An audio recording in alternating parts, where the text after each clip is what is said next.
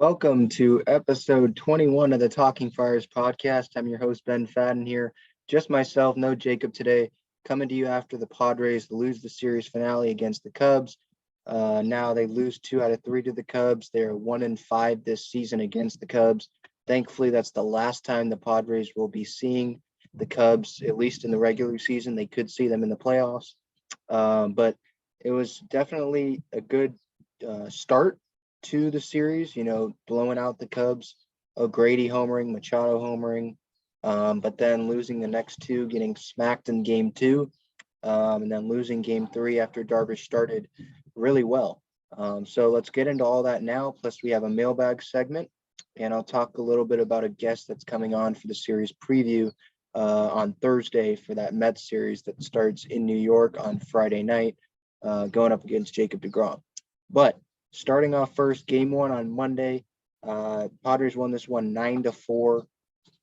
This was definitely a good all-around game, in my opinion. Like I talked about, Brian O'Grady with the home run in the third inning. That made it 4-0. His first career Padres home run. A lot of fans, like the Ben and Wood show, just fans in general, they really love Brian O'Grady, the Irishman. He's definitely has a good personality. And he's definitely been a fan favorite whenever he's, up in the big leagues with the big league club this year. And so that was good to see him hit that out to dead center. Just a good moment for O'Grady and for the Padres, obviously, like I mentioned, giving them that 4-0 lead early. Cubs got 3 runs in the fourth. Ryan Weathers pitched good in that inning. He, there was soft contact. He had the bad throw to Hosmer on that bunt, and that brought in some runs. Caratini scores on a grounder to the infield. Hurt his leg there a little bit. That made it 5-3 in the sixth. Tingler said after the game that Caratini was fine. He had his ankle taped up, so it was nothing really to worry about. So Manny had the sac fly, scoring Ha-Seong Kim 6-3. Ian Happ did his solo home run. Profar ran into the wall again in center. That made it 6-4 Padres. Profar obviously is not a center fielder. He hasn't looked comfortable, really playing center field. He played a little bit in spring training. I believe Tommy Pham also played it there in spring training, just in case Grisham did get hurt. Obviously, he started the year on the IL, and he hasn't really looked comfortable. Last Sunday, obviously, running into the wall as well. Miscommunication there as well last Sunday again here. Again, there's nothing that you can really say here because Profar is not a center fielder, so it's not like you can really bash him. He hasn't had much time there, and the only reason he's there, like I said, is because Grisham's out. And to be honest, Tommy Pham, I think he should be playing center, but he's not the greatest defensive outfielder. He doesn't really have, the range I think that Profar has. And they don't want to really have Myers play center like he did a few years back, that same year that he played third for a game, I think. They just don't want to do that again because, Myers, I think they benefit from him playing right field and being comfortable playing right field. So after Manny popped up, though, to Rizzo, who dropped the ball. This was rare. You don't really see Rizzo dropping the ball and making defensive mistakes too often, but he drops the ball. It was kind of like a Tatis moment against Houston a couple weeks back. Manny homers the very next pitch to right field on a ball that was at his eyes, so that was just a great swing. I don't know how he even made contact or solid contact with that. When you look at the replay, it was kind of like it was a pop-up, but he's still, obviously he's powerful. He's very strong. It seems like he gets stronger every year. And so he used that strength to power that ball beyond the right field porch. That made it 7-4. That was a good home run from Manny because he hasn't had, I don't think he's went off to a start, a Manny Machado start. He hasn't really gotten off to, somewhere where he's, I guess, consistently producing at it, every single day. Obviously, no one's going to be off to a great season like Tatis has, but Machado certainly hasn't done that yet. But maybe this is a sign of things to come. he's always putting together good at bats. So it's not like I'm worried about him. Love Machado, love his presence in the locker room, obviously. He knows the right time to hustle and the right time to scale back a little bit because he knows it's a long season. In a 5-run game, I did want to mention this. Mark Melancon came in the ninth inning. Yes, he was on 2 days rest, but in a 5-run game, he's a right-hander. They had a right-hander in Emil Crispet warming up. It didn't make sense to me to have Mark Melancon throw there uh, because it's a 5-run game. Mark Melancon has thrown a ton already this year, and so I just didn't quite understand why Tingler throws Melancon there when it wasn't really necessary. You didn't know that you were going to get blown out on Tuesday or lose Wednesday, so Melancon doesn't even get in the game, right? You you kind of, I think if I was him in that scenario, I would have thrown Chris Matt and saved Melancon. Another day of rest never hurts, and it's a scenario that I just think that didn't need to happen. And who knows, Melancon could have got shelled, and all of a sudden now he's out for the rest of the series, one, and maybe his confidence is down a little bit. So the Padres end up winning this game. He didn't give up a run, but still, I just didn't really think that that situation warranted having your closer come in a 5-run game when you were pretty much commanding the game. At least, especially after the Machado home run. In this game, Ryan Weathers got the start, 81 pitches. I was curious kind of with Lamet, how far they're going to let Lamet and Weathers go. As for Weathers, 5 innings pitched, 3 runs, 5 hits, 1 walk, 4 strikeouts. He looked pretty good. Excuse me. He struggled a little bit with his slider command. Bob Scanlon kind of noted that, I believe, during the telecast. But he looked well. He looked good, like I mentioned, in the inning where he gave up 3 runs. There wasn't a ton of solid contact. Obviously, a bad throw to first on the bunt or swing and bunt. I can't remember what it was. But he pitched He pitched good overall, and pretty much like he's done all year, except that one Cub start, kind of like Paddock did as well the day before Weathers. So Padres improved to 37-25 after that win on Monday. They were tied for the most wins in the National League after that win. But one thing that was concerning and one thing that was a trend this entire series and as of late is their inability to, get runs in when they're in scoring position. 1 for 12 with runners in scoring position on Monday. They left 11 runners on base. And so that's not a good formula when you're playing playoff caliber teams. I know they won on Monday, but let's say they were playing the Dodgers. You can't afford to, only cash in on 1 runners in scoring position opportunity and expect to win unless you have a bunch of home runs, which isn't a very good bet to have because the Dodgers pitching and other postseason caliber teams have great pitching staffs, like we saw with the Mets. How the Padres offense went silent against DeGrom, against Stroman, and how they went silent on Tuesday and Wednesday.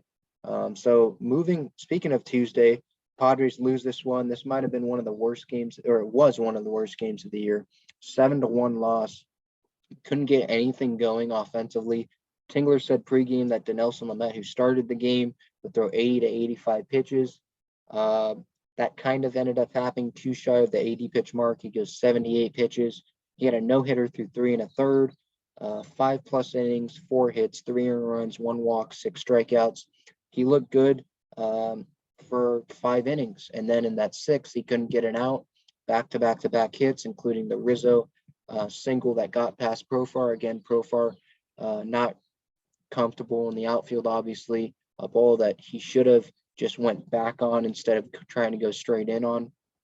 I played center field in high school, and that's one of the things that they teach you, especially when you're not confident, when you're not comfortable, you don't have a ton of experience. And I don't think he knew that the ball was tailing off like it did.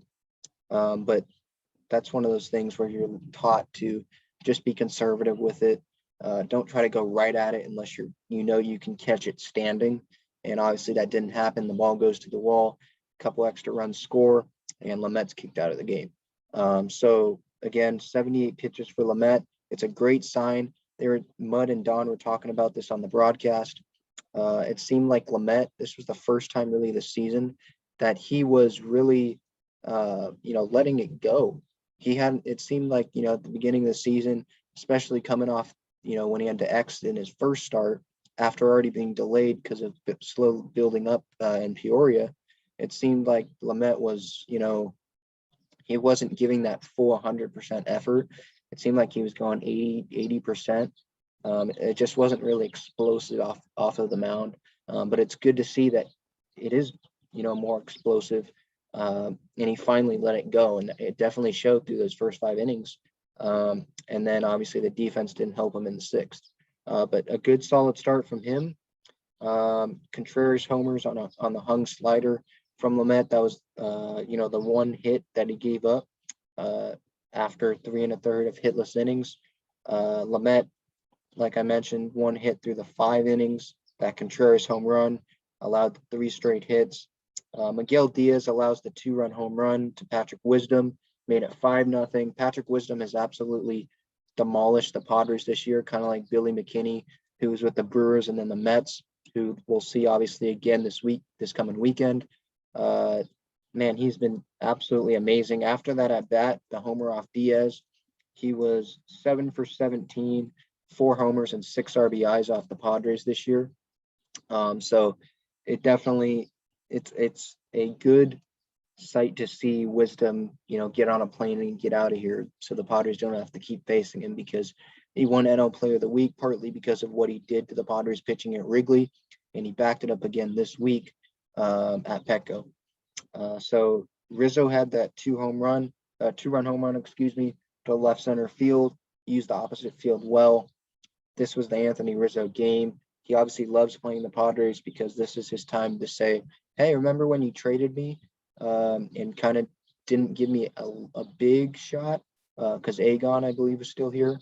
Well, maybe you shouldn't have done that, because guess what? I've won a World Series for the Cubs in 2016. I've had all-star appearances. I started in the all-star game in your ballpark, and he made him pay on Tuesday night, having a big game. Obviously, the homer, the 2 RBI single past Profar. So Rizzo is definitely a player of the game for the Cubs on Tuesday night. 7-1 was the win for the Cubs. Again, Davies was on the mound. 6 innings, 1 hit, no runs. He definitely dominated the Padres. I said in my pregame thoughts that I was pretty sure that this was going to happen, that we were going to have a pitcher's duel, and that's pretty much what happened through at least 5 innings on the Mets side of things. And Davies, he faced the Padres. Obviously, this is the first time facing the Padres since, going to the Cubs in that Darvish trade. But I was expecting this because he was on the Padres last year. He knows tendencies. He knows players' weaknesses. He definitely exploited Tatis's weaknesses, when, the breaking ball down and away. He definitely knew that was Tatis's weak spot when he gets in a slump or just isn't feeling right at the plate. And that's where he attacked him. And just along with pretty much every other hitter on the Padres, he knew what to do, and props to him. Padres fell to 37-26 on this game. The offense again didn't show up. And again, props to Zach Davies. I don't want to make it seem like this Padres offense sucks, and but props to the pitching this series. But with that said, I mean, again, the first time, like I mentioned on Monday, going 1 for 12 with runners in scoring position. Tuesday it was even worse because they didn't even have many opportunities to cash in with runners in scoring position. They score 1 run on a Ha-Seong Kim double in the 9th inning, bottom of the 9th, their last chance up. The first time they had a runners in scoring position was in the 9th inning. So that just tells you that they couldn't get anything, a string of hits, nothing, walks, just get on by any way. They couldn't even do that. So the Cubs deserved to win this game, and it was definitely one of the worst games for the Padres this year. Again, 37-26 was what they fell to. They would fall to 37-27 after the series finale on Wednesday.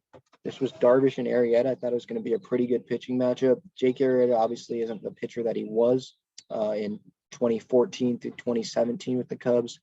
obviously winning the World Series in 2016. In the third, Padres did get out to a lead. Pham singled. He stole second, his 10th stolen base of the year. He obviously comes in on Manny's RBI single to left, which was absolutely pounded. Probably the hardest hit ball he's hit in a while. Yeah, the home run he hit on Monday, but that wasn't very hard hit. That was like a fly out that got out because of Manny's power and where the ball was over the strike zone. But Tommy Pham, that made it 1-0. Highest OPS in June amongst all Padres players. He's just been a playmaker as of late. Rough start to the season, but you can go back to other podcast episodes and me tell you guys that I'm a believer in Tommy Pham. I knew he was going to come back and play better because his work ethic. You can see that he was having better at bats. In spring, I keep saying the story in spring training when, Chase Tingler kept saying that he didn't want to take Tommy Pham out of the lineup because when he was out of the lineup, he would just work harder, go to the gym during the game or take extra hacks in the cage. So he's a hard worker, and it's definitely a good thing to see Tommy Pham, see his results come, and definitely at the top of the lineup too with Trent Grisham out. Grisham is obviously probably the best this season. He's been the best, just pure hitter, the best Tony Gwynn-esque hitter on the team. Yeah, you could say Tatis, but Tatis has struck out a lot at the beginning of the year, especially. And Grisham's he isn't as much of a power hitter as Tatis is. He doesn't have as much power, I don't think, as Tatis does. And he's been using the opposite field more. He's just a Tony Gwynn type hitter. He's going to take his hits. But with him out, Tommy Pham has had to step up at the top of the lineup. He's definitely done that. So definitely give him applause. As far in this game, I mentioned Jake Arrieta. He looked like he was in the middle of his prime. 5 innings, 4 hits, 1 run. He pitched really well. He was using his pitches. The velocity. His fastball's like 92 now instead of upper 90s. When he was in his prime at the Cubs before he signed that big free agent deal that didn't work out with the Phillies. But he was really good today. Darvish was good as well, though. So, 7 innings, 2 runs, 3 hits, 2 walks, 8 strikeouts. He gave up the home run to Jock Peterson, which I'll get to shortly. 100 pitches, 67 strikes. So that strike to ball ratio is pretty good. What you want to see out of your ace. Like I mentioned in the pregame thoughts, he's going to give you 6-7 innings every time out pretty much. And that's what he did on Wednesday. Jock Peterson with that solo home run made it 1-1. Now I did want to mention this. He did do the Tatis shuffle going before third. Tatis had his back turned, so he didn't see it. I'm sure you've seen it on social media by now and had it sent to him. But Peterson kind of trolled Tatis there. Now you got to remember he's a former Dodger, so he probably hates Tatis, hates the Padres anyway, and so he really wanted to stick it to him. Now he's on the Cubs. You might not remember that kind of connection, but he wanted to stick it to him, no doubt about that. But I must mention, I said this on Twitter, he did not do it very good. If you're going to do it, you got to have, I think, more energy to it and really sell it. It's almost like he was running to third and he forgot that he was going to do it. So maybe he should work on that next time. But Padres, again, won't see the Cubs for the rest of the regular season. And Peterson seems to always hit really well against the Padres. He did it with the Dodgers. But then he doesn't really get a whole lot of playing time elsewhere. But with the Cubs, I think he hasn't been great this year, but I think he's getting more playing time, and so maybe that might result in better results for Jock Peterson. But yeah, he's gonna have to work on that skip before third. If it's never gonna look as good as Tatis is, obviously, because Tatis, is the king of like swag. In Major League Baseball, face of the league, I think, especially with Trout out right now. So work on that, Jock, before you do that next time. As for the rest of this game, in the 7th, runner on third, which was a walk, so Darvish is probably going to be mad about that. That the Cubs obviously capitalizing on it. First to third, Rizzo grounds into a double play. There was no outs, so the inning continued. Runner came from third to home and scored. That made it 2-1. And then the 8th, Sergio Alcantara hit the homer off of Emilio Pagan, the former Ray. 3-1 Chicago. And again, the Padres offense just didn't really show up today. I'm recording this on Wednesday. They just didn't really show up. They dropped to 10 games over 500, which that's definitely a good positive. You want to be 10 games over 500 instead of the other way around. But it was a little disappointing because the offense just didn't show up, and I just thought that the offense would show up more, um, especially this series after being embarrassed by the Cubs at Wrigley, getting swept, and they just didn't really show up. So hopefully, they finally get the off day. They had 20 games in 20 days. That stretch was definitely a horrible stretch. I think that's the maximum amount of games that any team in the big leagues can play in a row without a rest day. And Major League Baseball said, here you go. Here's 20 and 20. So well-deserved off day. Well, maybe not deserved as of late, but a well-needed off day, especially going into New York, a long 5-6 hour flight. And obviously having to face two of the top pitchers in the National League this year on Friday and Saturday in front of a packed Citi Field crowd, Jacob deGrom and Marcus Stroman. My takeaways from this series, obviously, like I mentioned, the offense just didn't show up. 1 for 12 in scoring position on Tuesday, on Monday.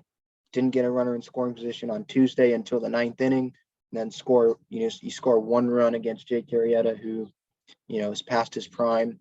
The Cubs bullpen isn't great. Kimbrel was a little wild in that 9th inning. It was a little disappointing, especially, when you start 2-0 in that last Mets series and then you lose the last 2. Great pitching, but still you lost the last 2. And then you lose this series. They haven't won a series since the Houston series when Tatis, highlighted by the Tatis homer that tied the game on the last 1 out to go, and then Myers hit the 3-run homer. They haven't won a series since then. So hopefully they can get back on the winning series track against the Mets. My player for this series, again, like the offense didn't really show up. So it's kind of hard to say anyone for the offense except maybe Tommy Pham, because just how much he's been able to get on base, at the top of the lineup. But, it's kind of hard to pick one, when you lose a series. And so I'll probably go either, a Tommy Pham or, a Dinelson Lamet, at least those first 5 innings on Tuesday, just because, like I mentioned earlier, it was great to see him let it go. And so it's more of, don't look more at really the box score. I think it's more of looking at, if you rewatch that game, those first 5 innings, even the 6th inning, like he wasn't giving up really, really hard contact. He hung the pitch to Wilson Contreras, but he was great. Started off, striking out guys, use the slider, his fastball upper 90s. He had good velocity, like I said, he let it go, and it was just impressive. And it was definitely a great, encouraging sign to see him do that because he hasn't done it this year. And I keep mentioning this, if Lamet can pitch, he can air it out and be anywhere near the pitcher he was last year for the Padres when he placed in the top 5 in the NL Cy Young, despite, yes, I know it was a short season, but he pitched really well. If he can do that, this season, and you add that to Darvish, who's going to give you 6-7 strong innings, 1 or 2 runs really this year. You add that to Blake Snell if he can continue pitch well. You add that to Joe Musgrove, who's already shown that he can pitch well, already has a no-hitter. You add that to Chris Paddock, who has pitched pretty dang well as to that Chicago start really. Ever since he came off the IL, he seems to be back as to really his 2019 self. You add Ryan Weathers, who's probably going to end up being in the bullpen because of an innings limit. That's a strong pitching staff leading to the Mark Melancons of the world, who's the best reliever in the game right now, closer at least. That's a pitching staff that can go deep into October. And Dinelson Lamet is a big X factor for that. And so to see him pitch like that and, again, just let it go. I know it's redundant, but just let it go and let it eat. That's what we want to see. And that's why I'd probably give him the player of the series, because although he only played 1 of 3 games, obviously, but there wasn't a big offensive player that you could, say other than probably Tommy Pham. Manny had a pretty decent series as well, but I'll go with Lamet just based on what I saw, and because of how good of a sign that is, to see him, be more confident and just air it out on the mound. Um, so now we move on. I asked for your questions on Instagram and Twitter. There was one big question that I did want to get to, from at Danny Bright, DANNYBRIGHT 86 on Twitter. He asks, if you look at Jake Peavy's numbers with the Padres, does he deserve to have his number retired? He is top 3 in almost all Padres career pitching stats. If he would have started his career now, his numbers would be the best of all time. That's an interesting question, Danny. Thank you for the question. If you're listening, if you're watching on YouTube, feel free to send us questions anytime and you can be featured on the next episode. Danny Bright 86. Interesting question. Obviously, Jake Peavy is one of the best Padres pitchers of all time. But when you say he's top 3 in almost any Padres career pitching stat, I do want to say that with an asterisk, or, with a caveat that, this isn't the Yankees that we're talking about where they have a bunch of great, pitchers, Whitey Ford, CC Sabathia, Andy Pettit.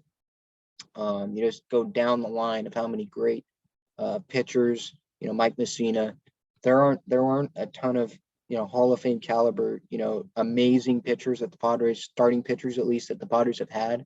You think Randy Jones, but he didn't pitch amazing, his entire career. He's in the Padres Hall of Fame. He has a Cy Young, but he's not like tremendous, like his entire career.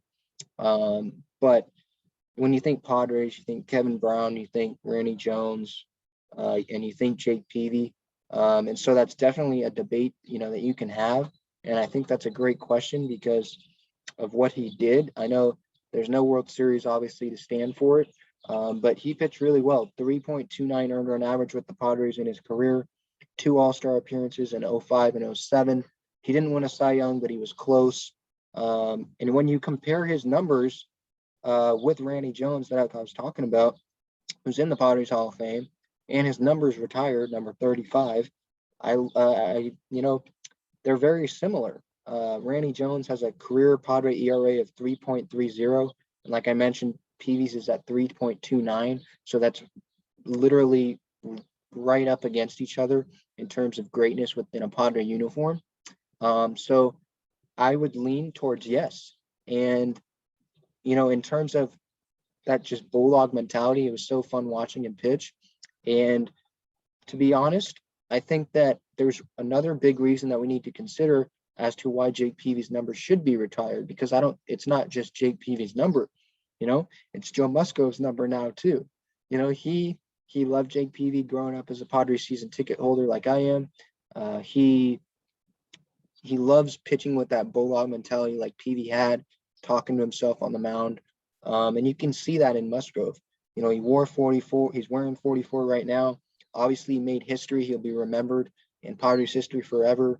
And he'll probably be a fan favorite, historic fan favorite in Padres history because he threw the first no-no ever.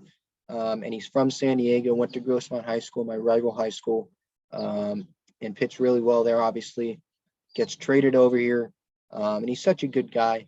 But I think a big reason why, Peavy's number will be retired, I think, and I think it should be retired, is because of Musgrove. Because, if he continues pitching the way he is, this is an all-star pitcher right now, the way Musgrove's pitching. He obviously has the no-hitter, which will be remembered forever. And that was like, me watching that no-hitter, that was like almost winning World Series. I've never experienced that, obviously. The last time, besides last year, that the Padres made the playoffs was 2006 when I was 3 years old. So that was like the closest feeling, I think, at least, my mom was running around the house when that happened.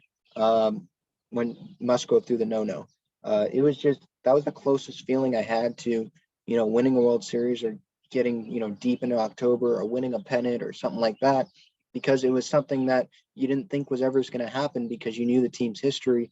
And there's just so many things that go into a no-hitter that you just figure like, oh no, that's not going to happen because there's so many things that have to fall into place. You need that line drive to Myers needs to be caught. Sometimes it's not. Hassan Kim earlier in the game on the ground ball, you need that to make a good play and throw. You need the line drive that went right into the shift in Cronenworth in that final inning for the first out of the inning, I believe. You need that to go into his glove. Sometimes that falls through.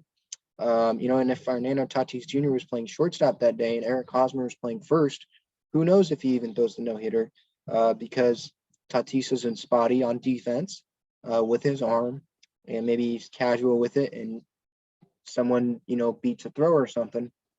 Or, Hosmer doesn't have amazing range, and so maybe it gets past him in a ball that maybe wouldn't have got. There's just so many variables where you just didn't think that a Musgrove no-hitter was going to happen. And now that it did, and he's wearing the number 44, and it was Jake Peavy's number to go on top of it, I don't see why the Padres wouldn't end up retiring that number if Musgrove continues pitching like this, and he's in a Padre uniform for any substantial period of time, like his contract says he is. So that was a great question, Danny. And I'll add this. I do think it should be retired, and I think it probably will be retired at some point down the road.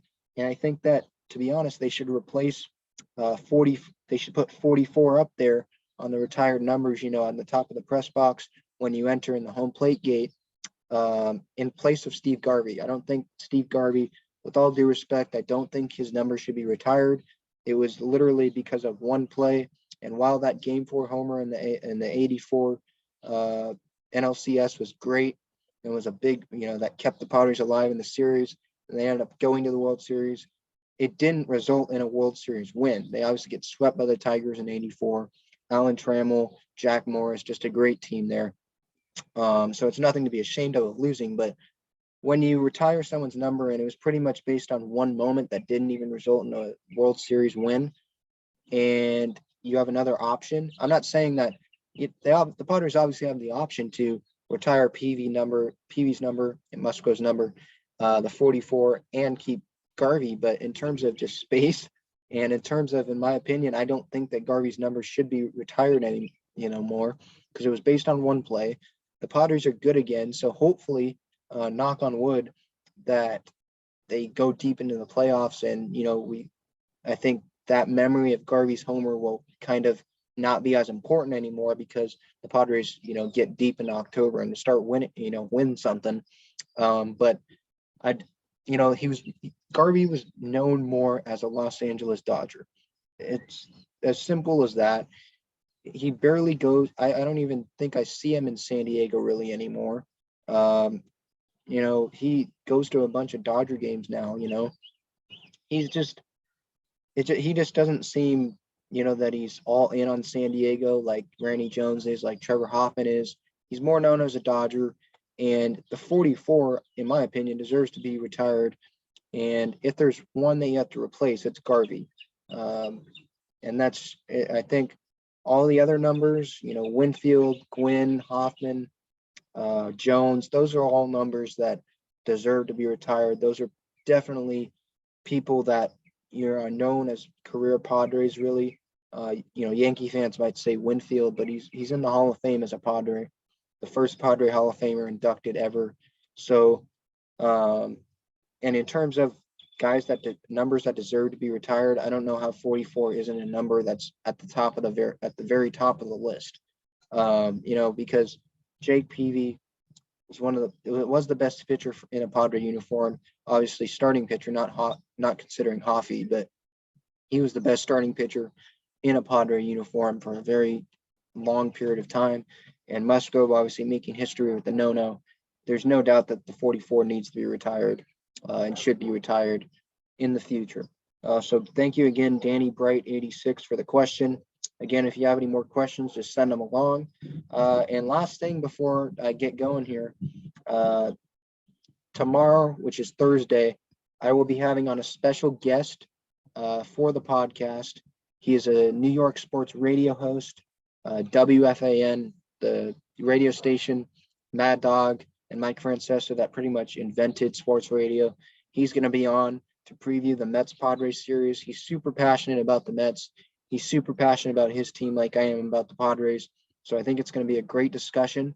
and I look forward to hearing what you guys think about it. It will release either Thursday or Friday. So that's a series preview. Real quickly, those pitching matchups will be Jacob deGrom on Friday going up against Blake Snell. On Saturday, it will be Joe Musgrove, the third starter in the Padres rotation, going up against Marcus Stroman. And then, last but not least, it'll be another Joey Lucchesi matchup against his former team, the Padres. Obviously, got traded in the three-way deal that brought Musgrove to San Diego. Padre fans are definitely happy to not see Lucchesi in a Padre uniform now, especially considering that Musgrove is on the team. But it will be Lucchesi on Sunday going up against Chris Paddock. Paddock, obviously, he's pretty much dominated Pete Alonso in the career. Mets fans want to say Pete Alonso's Paddock's dad or whatever. Don't buy into that. He beat deGrom in 2019, struck out Alonso twice in that game. Alonso has one hit off of him in his career, so don't buy into that.